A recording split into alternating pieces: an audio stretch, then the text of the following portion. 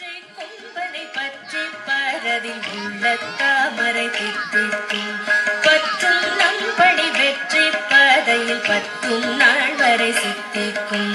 தித்தித்தலது சித்திக்கும் சித்தித்தலது தித்திக்கும் ஒற்றை கொம்பனை பற்றி பரதில் உள்ள தாமரை தித்திக்கும் பற்றும் நம்படி வெற்றி பதையில் பத்தும் நாள் வரை சித்திக்கும் ஒற்றை கொம்பனை பற்றி பரதில் உள்ள தாமரை சித்திக்கும் பற்றும் நம்படி வெற்றி பதையில் பத்தும் நாள் வரை சித்திக்கும்